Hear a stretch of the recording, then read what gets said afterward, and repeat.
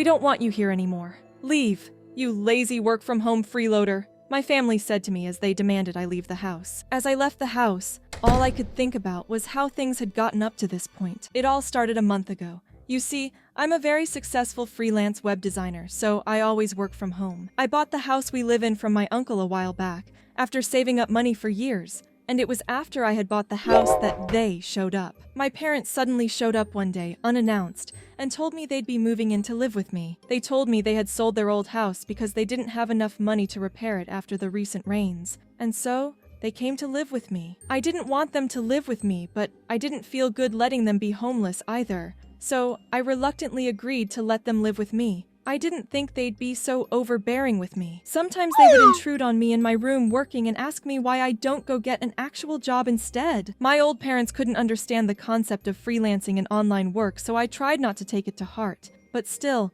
it hurt when they berated me about it constantly. Day and night, they'd compare me to my sister who's married and works as an intern at a small company. It wasn't like my sister's marriage was perfect either, and I had my hands full focusing on my career for now. Still, just when I thought that it was the end of my worries, things took a turn for the worse. My sister suddenly showed up to my door and announced that she was going to live with me here as well. Apparently, my sister got divorced and she quit her job to come live with us instead. My parents and sister never told me anything about this, and just expected me to go along with everything. When I tried questioning my parents about why they didn't bother discussing this with me first, they called me disrespectful and selfish while berating me further, oblivious to their own actions. After that day, they continued to insult me further. One day, they even accused me of earning money through some unbecoming means through the internet. Not even my dignity as a professional was spared. Throughout this all, the month-old puppy that I had adopted was my only source of peace and companionship. But even that peace was short-lived. Through the internet, not even my dignity peace was short-lived. On that day, my naive puppy accidentally soiled my sister's clothes, which she had carelessly left on the house floor. As expected, she blamed me for it and told me to kick the puppy out.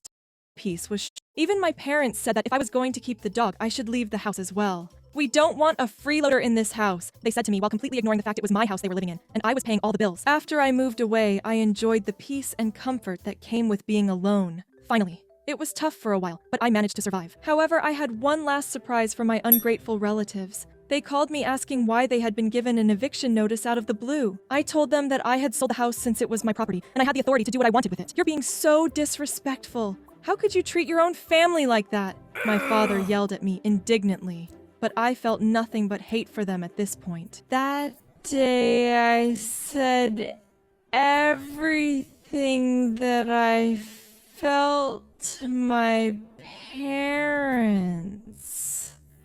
I told them about how they always mistreated me, how they always played favorites with my sister, how I always felt taken advantage of, and how they never made me feel loved.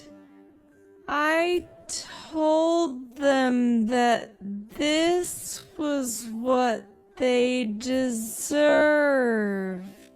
After the call, I cut off all contact with my family. I was done with them. Soon after I learned that they were forcefully kicked out of the house they had clung to so desperately. I don't know what happened to them after that, but given the state of their finances, I'm sure they're living a pitiful existence. As for me, I'm living my best life along. After I learned that they were forcefully kicked out of the house they had clung to so desperately. I don't know what happened to them after that, but given the state of their finances, I'm sure they're living a pitiful existence. As for me, I'm living my best life alongside my lovely puppy.